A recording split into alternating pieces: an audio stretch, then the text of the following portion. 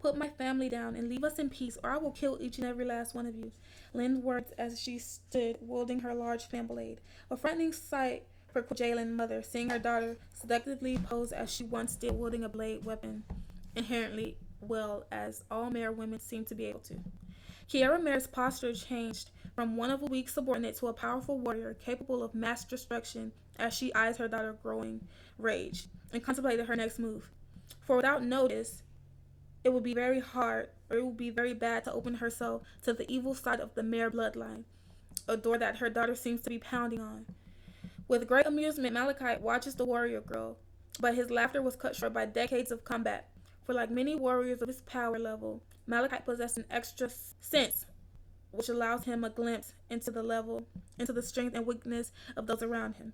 Malikite, for a tiny, unmeasurable instant, felt outclassed and outmanned, for not the girl, but the girl's mother, wield a power rare in the Mare Galaxy.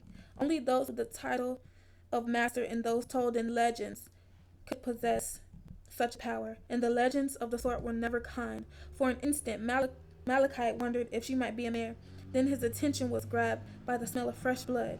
The young warrior girl was on the move. He knew, for the blood he smelled came from the beast she'd slain. Its blood was still fresh and covered by her sword, making her very easy to track, and with little effort, Malikite parries her first blow with his right forearm. Kwajalynn hung in the air like a drifting feather with a mission to kill or destroy. You will not take my family from me. I won't let you. Kwajalynn's words directed toward Malikite, still very feminine, echoed throughout the land off in the distance. Birds could be seen flying for the top of the canopy of the nearby forest line. Slowly, Kwajalynn's body began to glow bright snow blue. Her hair danced as if underwater. Everything went still for a brief moment, then calm before the destructive explosion that engulfed Malikite with a thunderous roar. And before Malikite could recover, Lynn was upon him again, wielding her fan blade, with one hand moving so quick. She appeared to be combating an explosion. Kiara Mare knows better her blood that was that of a mare, as were her children. Her in-depth experience in the elemental arts gave her insight to the scrimmage outclass. Kiara knew that her daughter couldn't last long against a superior foe. Kiara could destroy everything in 100 miles with little effort. She could lay waste to the entire Bosco Prime galactic sector, but to do so would put the entire realm at risk. She'd awaken an unthinkable evil upon the realm that would wipe out all that opposed it. For that's what it's meant to be, a mare. As the legends go, Kiara knows firsthand that there truly was evil living within the Mare bloodline, living within her family, and as she stood before the instant's battle, she couldn't help but think that her daughter must be stopped. For in Kiara's opinion, Kwajalynn will cause more harm than good if she continues to be reckless. The smell of iron tickled Kwajalynn's nose, and pain shot throughout her torso. All her hair stood on end, and thanks to Malikite's electric attack, Lynn's sword was now a well-sharpened magnet, but the pain merely slowed Kwajalynn. For a second, her body tingled, and her world slowly swam back to her. She wasn't finished yet. Her family needed her. Her village needs her.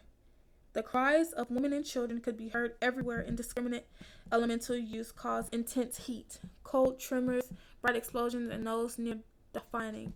Not to mention the voltage the one she fought was using. Continue to resist and I will fry you, Malikite threatened. Never fought an elector before, but I've heard stories, Kwajalynn joked, panting hard to recover her strength. Lynn, came the commanding call of her mother. Stop this instant. You know I've forbidden you to fight.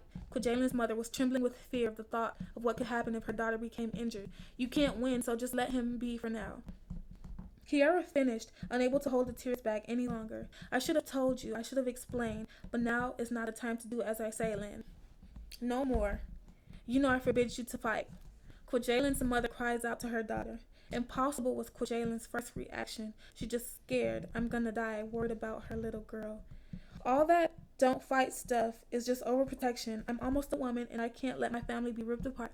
I possess strength greater than most and it's time that I use it. Before the battle began, it was already too late.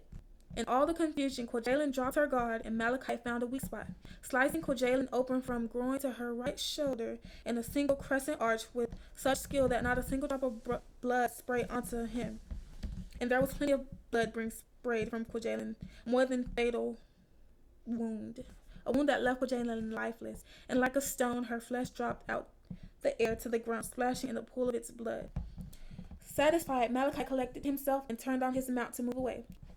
When his senses picked up another power spike, believing it to be the dying girl mother, Malachite readied himself for combat. Turning to see Kiara Mare standing beside him, holding her daughter's sword, quickly Malachite tried a flurry of attacks, but was powerless.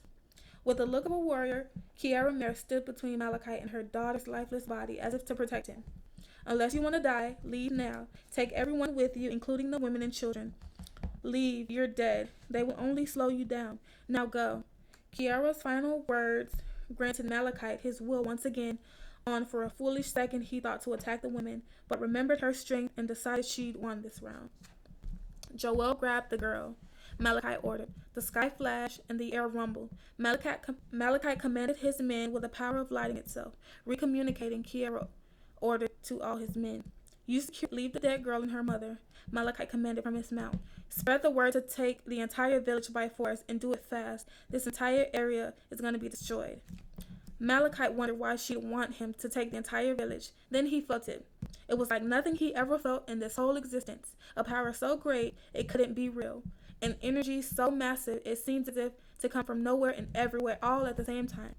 You're running out of time. Now go, Kiara demanded, staring intently at her daughter's corpse, and that when Malachite knew that she wasn't just standing as if to protect him from her daughter's dead body. She really is going to protect me. For this massive power that I feel is coming from the dying girl, as if her death is giving birth to something indescribable, like out of a legend or something.